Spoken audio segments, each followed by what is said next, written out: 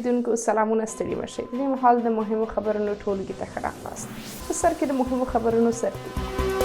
په افغانستان کې د ترهګرو ډلو د حضور په اړه اندېښنې. سیګار وایي چې داعش لا هم افغانستان ته ستر ګواښ دی. په افغانستان کې د مخدره توکو کرکیله. د ټي ټي پي سره د طالبانو ګرمې اړیکې. د بادغیس لپاره د طالبانو د والي د مرستیال زوی په خیبر پښتونخوا کې ووژل شو. د تهران او واشنګټن ترمنځ د ترنګلو اړیکو دوام. عباس عراقچي وایي چې د ایران پر اټومي تاسیساتو برید به د امریکا تر ټولو لویه تېروتنه وي. او ټرمپ د بریکس غړي د 100% تعرفې پر لګولو وګواښل. بشپړ خبرونه. د افغانستان د بیارغونې لپاره د امریکا متحده ایالاتونو ځانګړې څارونکې اداره یا سیګار وایي چې داعش لا هم د افغانستان او سیمې لپاره یو جدي ګواښ دی. سیګار شنبې ورځ ویلي چې د داعش خراسان څانګې په 2023 کال کې په افغانستان، ایران، روسیې، پاکستان او ترکیې کې د 60 بریدونو مسؤلیت پر غاړه اخیستی دی.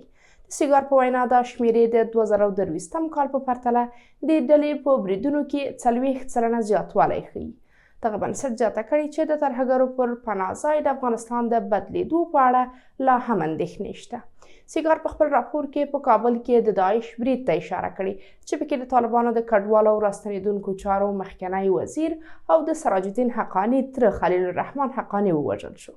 د سیګار په وینا القاعده به په افغانستان کې له نورو ترهګرو ډلو سره همکارۍ او له طالبانو سره خپلو دوامداره اړیکو ته دوام ورکړي. په دغه راپور کې د ملګرو ملتونو پر بندیزونو د څارنې د ټیم په حواله ویل شوي چې د القاعدې شبکې 12 لوړپوړي مشران اوس هم په افغانستان کې حضور لري. سیګار زیاته کړې چې طالبان د پاکستاني طالبانو د تحریک یا ټي ټي پي ملاتړ کوي او د ټي ټي پي له 6000 څخه تر 6500 جنګیالي په افغانستان کې دي. بلخوا د طالبانو د ویان مرستیال حمدالله فطرت په افغانستان کې د داعش د فعالیتونو په اړه د سیګار راپور رد کړی دی. دا په داسې حال کې ده چې طالبان په وار وار په افغانستان کې د داعش ډلې حضور رد کړی او هغه یې تبلیغاتي پروژه بللې ده. د ایران د کورنیو چارو وزارت د امنیتي او انتظامی چارو مرستیال علي اکبر پورجمشیدیان وایي چې که څه هم طالبانو د مخدره توکو کرکیله منع کړي، خو له افغانستانه د هغوی قاچاق لا هم نه دی درېدلی. د میزان خبري اژانس د راپور له مخې پورجمشیدیان جمعې ورځ ویلي چې قاچاق کوونکو لا هم خپلې د مخدره توکو زیرمې ساتلي دي. دا څرګندونې داسې مهال کیږي چې ملګرو ملتونو په خپل وروستي راپور کې ویلي چې په 2023 کال کې افغانستان په شمال ختیځو سیمو کې د کوکنارو کرکیله 19% زیاته شوې ده. د اشتسو ورځپاڼې د لړم میاشتې په یو راپور کې د طالبانو د بادغیس د امنیه قومندانۍ یو لیک ترلاسه کړی و چې پکې د دې ډلې د مشر د نوي فرمان خبر ورکړل شوی و. د دغه ولایت اوسیدونکي یې د مخدره توکو له کرلو منع کړي وو. باوري سرچینې وایي چې د بادغیس لپاره د طالبانو د والي د مرستیال زوی په خیبر پښتونخوا کې له پاکستاني پوځیانو سره په نښته کې وژل شوی دی. سرچینو اشتسو ورځپاڼې ته تایید کړي چې د بادغیس لپاره د طالبانو د اوسني والي د مرستیال غلام محمد زوی په خیبر پښتونخوا کې له پاکستاني پوځیانو سره په نښته کې وژل شوی دی. سرچینو څرګنده کړه چې دغه کس بدرالدین یوسف نومیده او د بادغیس ولایت د غورماچ ولسوالۍ اوسیدونکی و. طالبانو تر اوسه په دې تړاو څه نه دي ویلي. دا په داسې حال کې ده چې په دې وروستیو کې د ډیورنډ کرښې په اوږدو کې د پاکستان سرتیرو لخوا یو طالب جنګیالی هغه مهال ووژل شو چې د ټي ټي پي له لیکو سره یوځای شوی و. پاکستان تل طالبان د ټي ټي پي جنګیالیو ته د پټن ځایونو پر ورکولو او همکارۍ تورن کړي دي. د ایران د اسلامي جمهوریت د بهرنیو چارو وزیر سید عباس عراقچي ویلي چې د ایران پر اټومي تاسیساتو د امریکا هر ډول برید به تر ټولو لویه تېروتنه وي. د ورشلیم پوسټ ورځپاڼې د جمعې په ورځ راپور ورکړ چې عراقچي دا څرګندونې له الجزیرې سره په یوه مرکه کې کړې دي. عراقچي په ډاګه کړه چې د اسلامي جمهوریت اټومي پروګرام په بشپړه توګه کورنی دی او دا ټکنالوژي د ایراني ساینسپوهانو لخوا ترلاسه شوې ده او په هوایي بمبارۍ سره له منځه نشي تللی.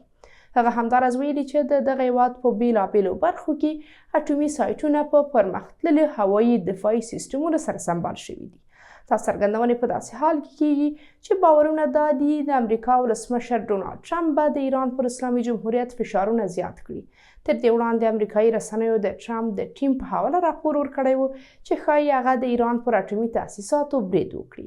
د یادونې وړ ده چې د حماس او اسرائیلو ترمنځ له ترینګلتیاوو او نښتو وروسته په سیمه کې د ایران د اسلامي جمهوریت نیابتي ډلې چې د مقاومت غورځنګ په نوم هم یادیږي خورا کمزوري شوي یا له منځه تللي دي. د امریکا ولسمشر ډونالډ ټرمپ د بریکس سازمان غړو ته خبرداری ورکړی چې که ډالر پرېږدي نو پر توکو به یې 100% تعرفې ولګول شي.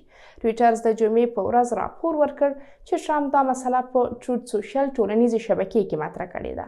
دا په داسې حال کې ده چې په دې وروستیو کې داسې راپورونه خپاره شوي چې دغه سازمان پلان لري د غړو هیوادونو ترمنځ د راکړې ورکړې لپاره د ډالرو پر ځای نوې پیسې رامنځته کړي.